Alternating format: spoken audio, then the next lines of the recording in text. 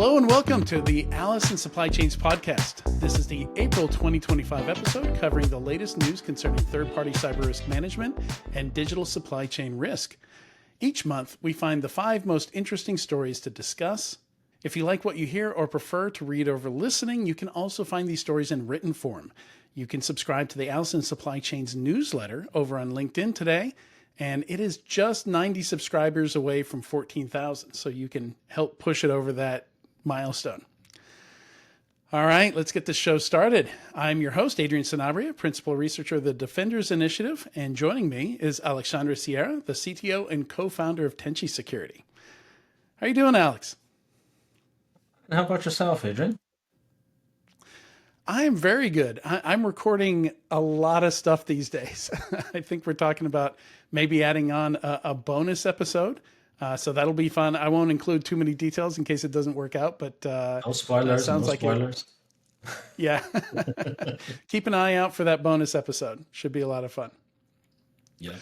All right. So for the vibes, go ahead. No. I was actually going to spoil the vibe section because I'm assuming you're recording a ton of stuff because we're pre-RSA, right? So this one of the hottest times to be in the security industry, right? Absolutely. That is one of the reasons. And for the third year in a row, it looks like AI is just going to absolutely dominate every conversation that you have there. I can't imagine. Some people must be, I wonder how many people are just not going because they've heard enough. Right. I don't know. I've heard people going to RSA, the show floor, like the expo, with the T-shirt saying "No purchasing authority." So maybe people do a variation, or Yeah. like no interest in buying AI or something. I don't know if that's going to happen. What I want to say is to all the vendors out there, like shilling AI, like there are useful ways of including AI in your product, but people are Mhm. overdoing it. To a Latin America, every time you go in your booth, AI, AI, AI. Us in Latin America, all we hear is ay, ay, ay. But that's where we stop. It's written Well the same, put. right? So It's it's funny because there's so much work out there, particularly compliance work that deserves to be automated. But first of all, AI is not automation. A lot of this stuff can be done with just traditional automation that we already have and we had before generative AI. And the stuff that generative AI can do, it's not nearly as big as it's being hyped. It's not going to 10x any compliance folks or anything like that. I don't know. It depends on what you're doing. If your job is very boring, very repetitive, maybe it does replace 90% of what you're doing. Maybe it does 10x you, but I think that's going to be more the exception than the rule here. And rather than throw a bucket of water on the hype, we now have agentic, where the idea is we're just going to take one AI and connect it to a bunch of other AIs, and then connect all that to a bunch of APIs, and just make it more autonomous. And that just sounds like that sounds like a terrible idea in many cases. it does, right? So as security professionals, you probably know what percentage of IPSs are in blocking mode to this day, and the percentage of mistakes that an IPS does in dropping legitimate traffic is super low, but still, when it does, it creates huge problems. I think people need to use the tool in the correct way. I think AI can be a boon for a lot of things. As you said, it's a productivity enhancer, especially when you're talking about generating or transforming text. What generative AI does not do well is make decisions. It does not, no matter how many sales pitches are done around reasoning models, if you look at the actual benchmarks, it does well, like on the Turing test, of convincing someone they're human to generate human-like text. That's an awesome, like marketing, writing blog posts, uh, getting even ideas for planning, etc. But actually automating decisions, it has a lot of problems from being having a lot of randomness built in, which freaks people out and can be a very undesirable outcome on decisions you need to explain later. Uh, and just the accuracy. Like we're doing a lot of internal testing, and for some things like letting AI make a decision, if you specialize a model, a tiny task during doing RAGs like retrieval augmented generation, using vectors for context, it's worse than a coin flip a lot of the times. Yeah. So I don't think people tolerate automation that makes mistakes 30, 40, 50% of the time. For context enrichment, for providing ideas, for generating text, for transforming things like translations, something that will have a human at the end, making sure that no mistakes go through, it makes sense. But again, people are overselling it in the short term and perhaps underselling it on the long term. Let's understand what the good use cases are and stick to them. Not every vendor is doing An that. assistive assistant, not an autonomous agent, still Yes. seems like the way to go. Yeah. Yeah, absolutely. All right. Let's move on to our first story here, and this is a doozy. It's not just one Oracle breach, but Oracle has two breaches back to back, and handles it.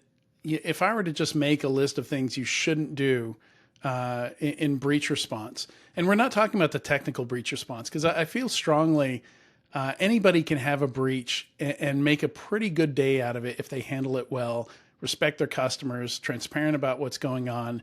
And Oracle just did the opposite of all that here. Did man, they did. They were, and there's this old trope about how every department in Microsoft is fighting with the other department, and that Yeah. Google has tried to have a very flat reporting structure where everyone reports to everyone else. And Oracle famously has a larger legal department and engineering department. That's what the joke goes.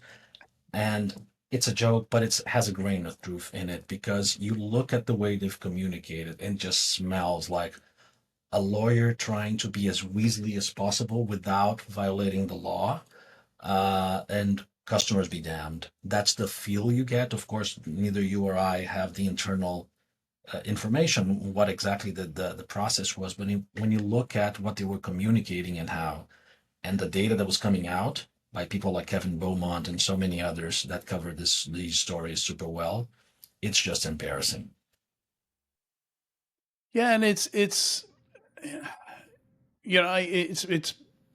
become I found out that apparently within the legal profession there is a specialty in just keeping breaches quiet, and just trying to cover up the details of breaches, trying to, and I guess from the lawyer's perspective, it reducing the likelihood of a lawsuit or class action lawsuit or something like that.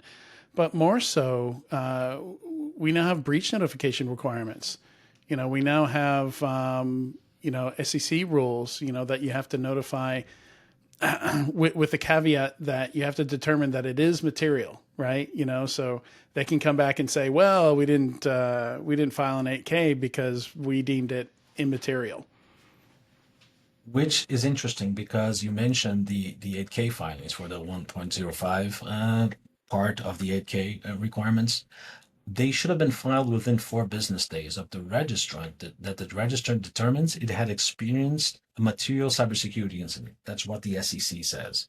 Yeah. And Oracle has had two breaches, one of which, so let's talk a little bit about them in a second, but they had what's called the Oracle Classic breach and the Oracle Health breach, right? So don't have a lot of figures on the Oracle Health breach, but the Oracle Classic breach apparently, uh, allegedly, compromised 6 million records of over 140,000 tenants of a legacy version of Oracle Cloud, which included encrypted passwords that we know, given enough time, people can break them, like hashed password. Like you throw enough manpower at it, you have rainbow tables, etc. You can eventually make something out of these. To consider that that is not material is very creative interpretation of the world material, and maybe there's legal justification for that. I am not a lawyer, don't even pretend to play one on a podcast, but I like it's a chin scratcher for sure. It's very weird that Oracle hasn't published a filing for either of those breaches, and I'm curious to see what kind of enforcement action the SEC is going to take here because it's a new administration. with different priorities, with more business friendly, more business friendly outlook. So I'm super interested to see, because those 4 business days have gone and are long gone. What happens now, right? And I think it's going to be a loss to our industry if people stop taking that need to file uh, um, seriously, right? We're losing something here. We're losing a lot of transparency, not just for investors, but for like boards. Boards are super concerned about the goodwill and the reputation of their companies. If they don't have to disclose, can just throw stuff under the rug. Very well. Like Oracle's still suffering the reputational impact here, I think, because it's been very widely covered, given how big those were. But again, we're losing something here as an industry if the 8K filing kind of doesn't have a punch anymore. That's what I feel. And I think typically material, folks tend to see it as a monetary decision. There, you're like losing a certain amount of money, or I mean, I don't know how you'd even know at this phase, right? Like the class action lawsuits are probably just now coming in, but once your breach hits headlines on every single major news feed, I'd say that's probably material, right? Like we need some different definitions of what material means here, because if it exists, to help your shareholders, and your shareholders see a breach that you haven't filed on everywhere they look on news stories on every website, they're going to be concerned. That's they're going to expect to see that, and I think that expectation should drive it. And I think a lot of the Weasley ways in which Oracle communicated about this was so that it wouldn't publicly admit the seriousness of Only on a the phone call breach, that's not being recorded, right? because that would be presented as evidence against them. I'm assuming, right? I'm speculating here. Yeah. But then again, the Oracle Health breach was related to a company they acquired in 2022 called Cerner, which is an electronic health record company that's providing services to healthcare providers, right? So again, if you had a breach on that environment, right? So the attacker leveraged stolen credentials and exfiltrated data that potentially included patient health information extracted from electronic health records.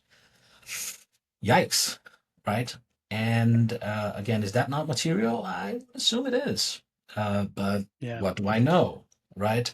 And Oracle, again, is not admitting that this would have been a HIPAA violation for their customers.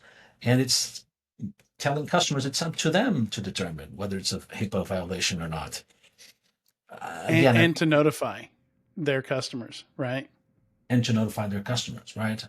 Because that carries a cost, right? So you might seem okay. Oracle doesn't want to be like in the way and hurt their corporate customers, which at the end have to notify their end customers, their patients, etc.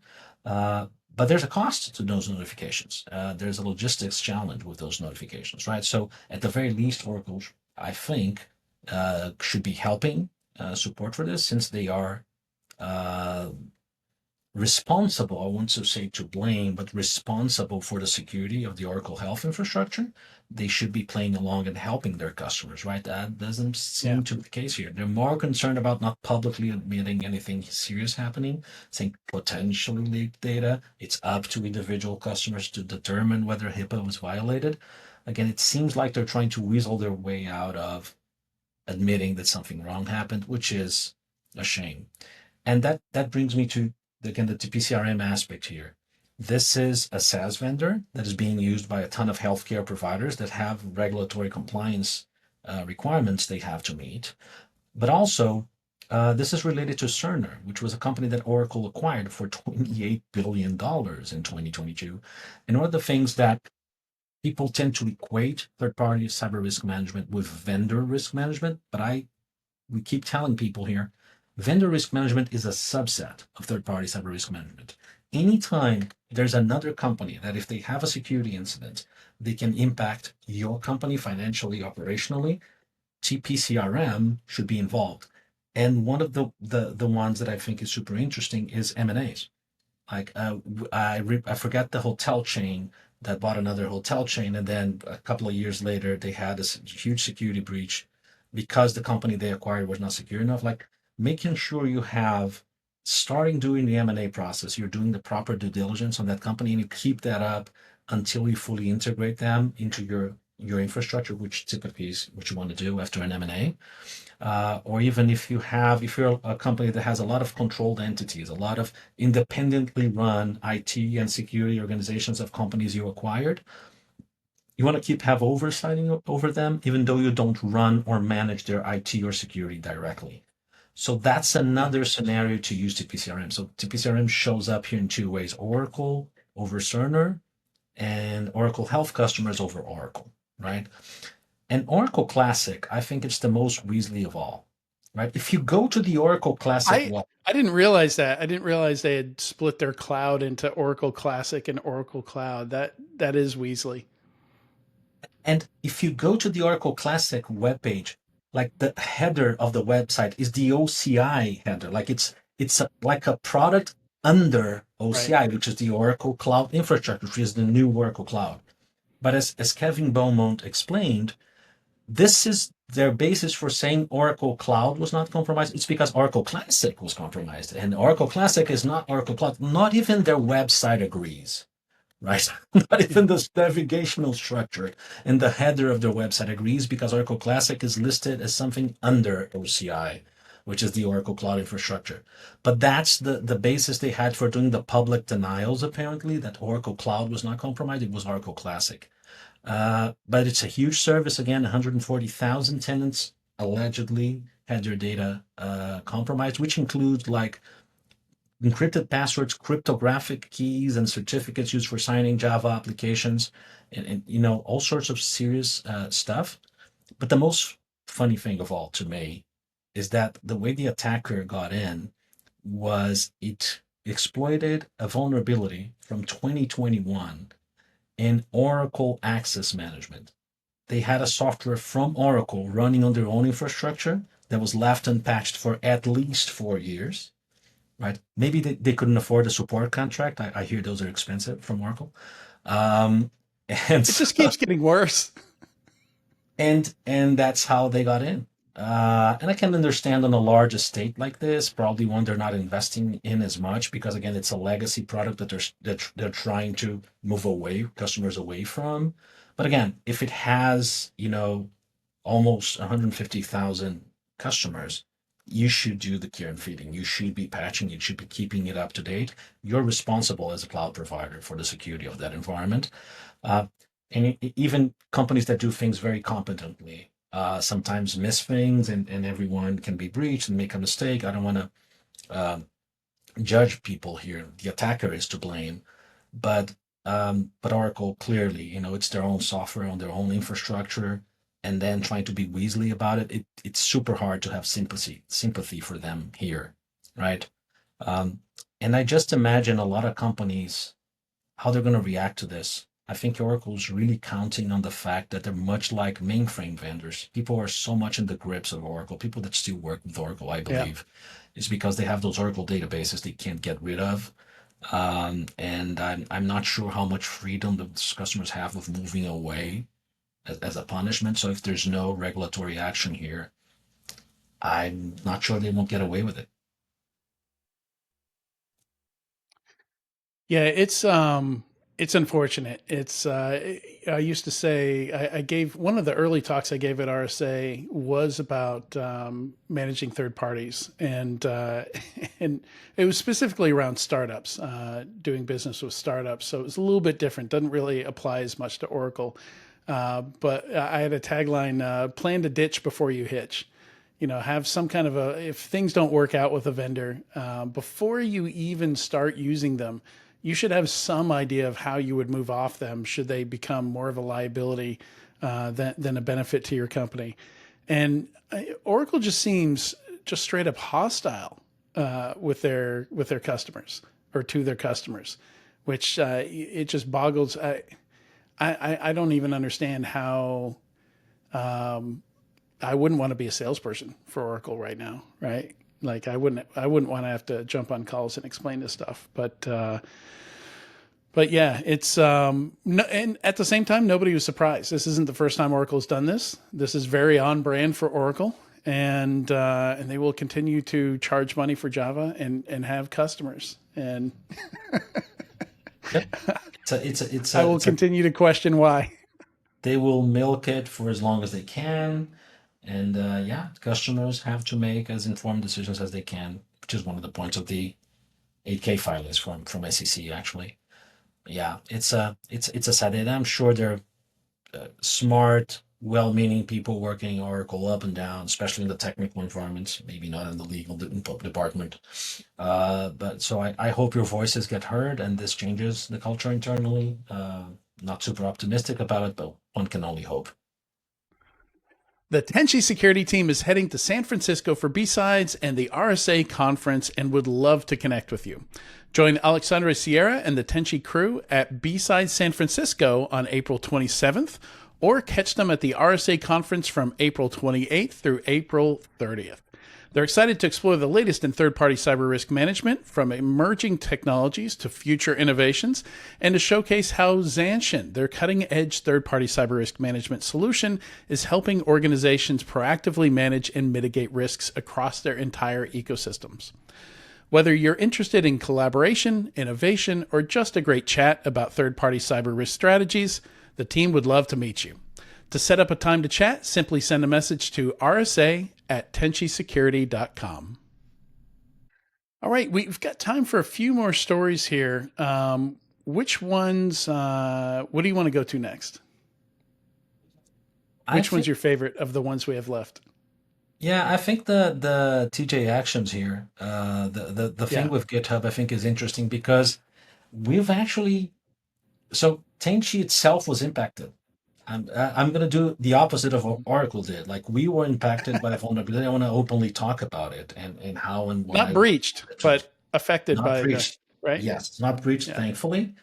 Could have been. No one's immune. just clarifying. Heaven knows we're not unbreakable. And if you understand that reference, you know to go do your annual checkup, right? But yeah, we were impacted, not breached. Do you want to maybe provide a folks with a summary of what Yeah, happened? sure. So there's a GitHub action called TJ Actions Changed Files. And basically, when you run it, it analyzes pull requests to detect what files were changed, which is very useful because maybe there's some additional things you want to do for each of the files that was changed. So you can use changed files, this GitHub action, to trigger other actions.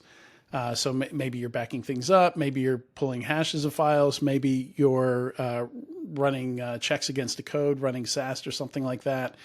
And over 23,000 repositories, GitHub repositories, were using this. And unsurprisingly, cryptocurrency, stealing cryptocurrency, was seems to be behind or one of the primary motives of pulling off this attack. And the way they pulled off the attack was very interesting. I don't fully understand it because I don't spend a lot of time in GitHub, but basically it was like it was a social engineering hack where they submitted some pull requests and kind of hid the malicious stuff they were doing in there and convinced people to pull those into the code base. And not only for the current version of this GitHub action, but also for old versions of this GitHub action. And so what it actually did is it ran a Python script that extracted secrets from the runner worker process memory and then printed them in GitHub Actions logs, but after running through base 64 so that it wasn't obvious that they were, when you see base 64, it could be anything. It could be a session ID. Like there's lots of things in base 64. So I imagine they did that to obfuscate the fact that they were secrets. But the name of the Python script was memdump.py, which if any threat hunter incident responder, you ever see that, you break out in a cold sweat, right? That doesn't sound good. And it was just compromised for 2 days. People spotted it pretty quickly, but secrets for 218 of those 23,000 repositories were exposed. Yeah. So the way GitHub Actions work, if you're more of a GRC person and not super used to GitHub, is It's a way for you to automatically run workflows whenever code is changed or a new version of an application is published on GitHub. So it's used typically for CI or CD, right? So continuous integrations, meaning, for example, you want to run unit tests, you want to run coverage checks to see how much of your code you're actually testing. You want to do things like quality checks on the code. And then CD, which is continuous deployment, where you actually deploy things to production. Or if you're developing a package, say you want to publish it on NPM or PyPy or like a package repository, whatever publishing your software means, you're going to do that as well automatically. Once you say, hey, I finished this, everyone reviewed the code, I'm calling this a new version, GitHub can automatically run those tasks for you. So that's essentially RCE as a service, like remote code execution as a service. You define workflows inside your repo. And to make things easier, GitHub Actions has a marketplace where you can do like you can build your pipelines of actions using Lego bricks that other people have provided. The same way that you can write a software and import open source libraries so that you don't have to write everything from scratch. You can leverage other people's work and do it faster. It's the same thing. You can import and use actions, which would be like scripts that you can add to your pipeline. And they are going to run in the context of your code repository. Um, and if you're doing just CI, if you're just checking the code, it's a lot less risky. But if you're doing CD and you're deploying your code to places, the actions that are running will need to authenticate into your production environment, for example, or if you're pushing to a code repository, a package repository, like again npm or pypy, you're going to have credentials there that allow you to write into those places, right? So I think what the goal of the threat actor here was exactly to catch those, because you can configure when you configure GitHub Actions, you can put environment variables where you should not put secrets, but people do, unfortunately. Or you can actually configure secrets. Like GitHub has like a native secrets management functionality that you can use to store the secrets, but then the secret is made available to the action when it's running. So it seems like the goal of this actor was exactly that. You get me, they compromised an existing and trusted and widely deployed action that was available on the marketplace so that it would extract and log all the secrets it saw.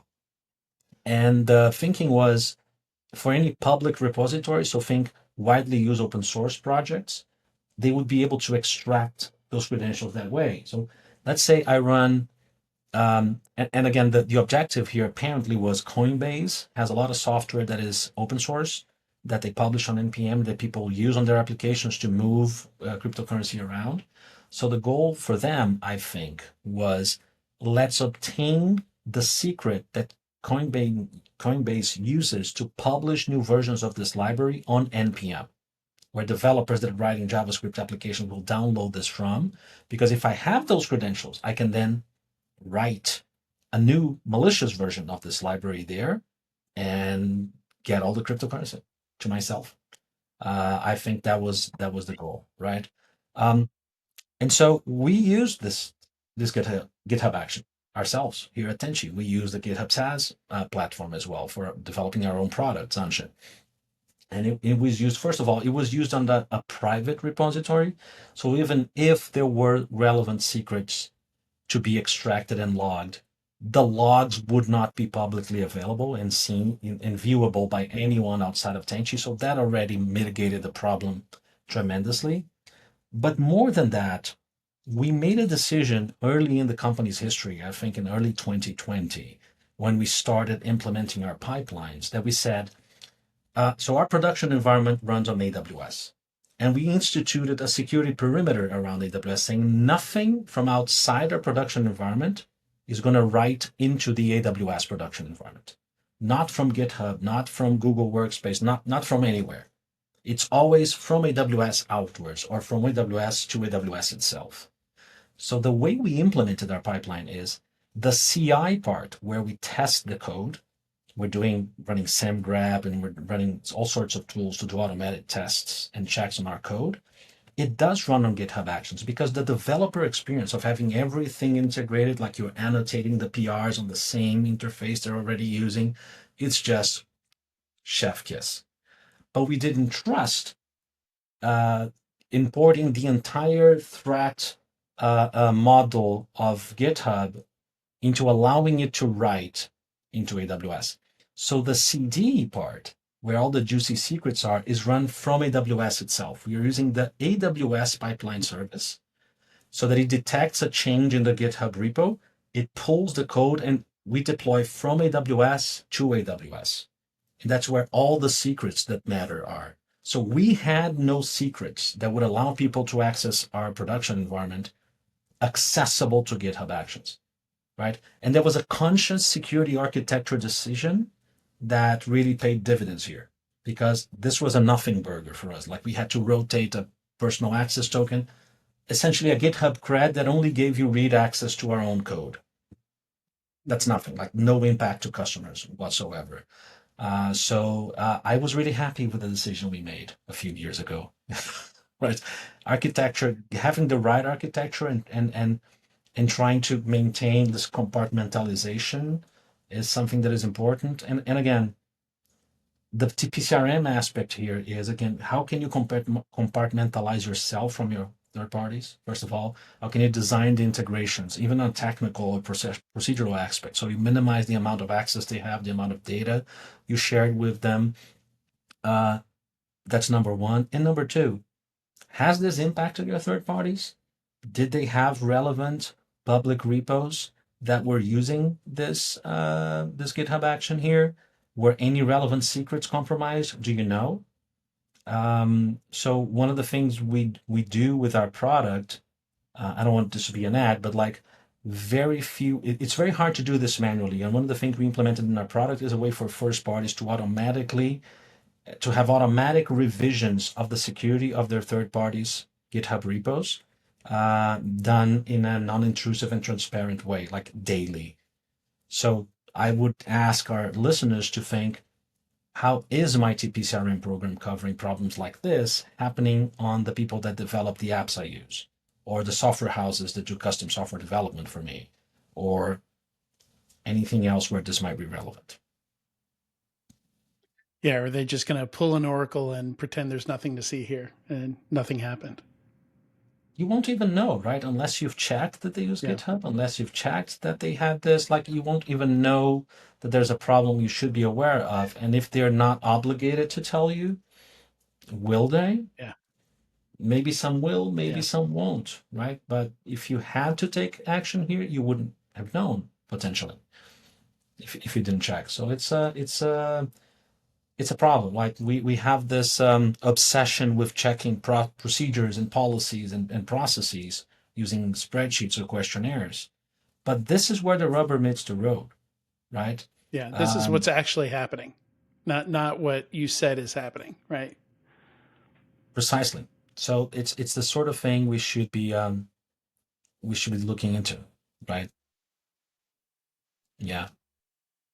Yeah, Anyway, absolutely. And very we don't really have time to go over any other stories here, but very similar if you look at the newsletter to what we're finding out about the LastPass hacks. Um, Again, architectural decision was made that made password vaults vulnerable, and it looks like the motive is stealing cryptocurrency, and apparently criminals have been out there cracking cryptography, which is not something that we see a lot in attacks. But yeah, very very similar story playing out there as well.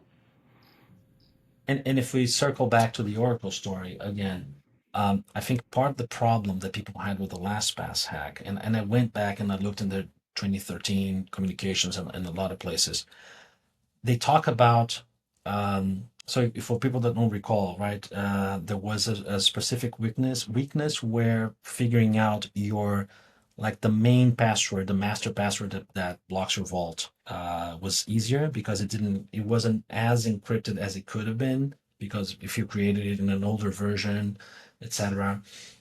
And I went through their communications back then. They're not telling people to rotate all their passwords. They should. Yeah. They should have. Yeah, again, they took a very Oracle approach, and like the first thing that came out, they said everything's fine. We don't see anything compromised. And then months pass, and it trickles out eventually. Oh, okay, actually, all the vaults and master keys were stolen. And one of the issues there is they weren't encrypting the URL field. And there are still a lot of services out there that put secrets in URL parameters. And what's the point at which a password manager offers to save something for you? When you're logging in and those secrets are in the URL parameter. So that field wasn't even encrypted for their password database. And that was just an architectural decision that they made. And the thing in common is if we're trying to downplay the breach, how emphatic can you be when you're talking to your customers to get them to act? Because you should be. You should be concerned about minimizing the amount of losses that come out of an incident or a potential incident.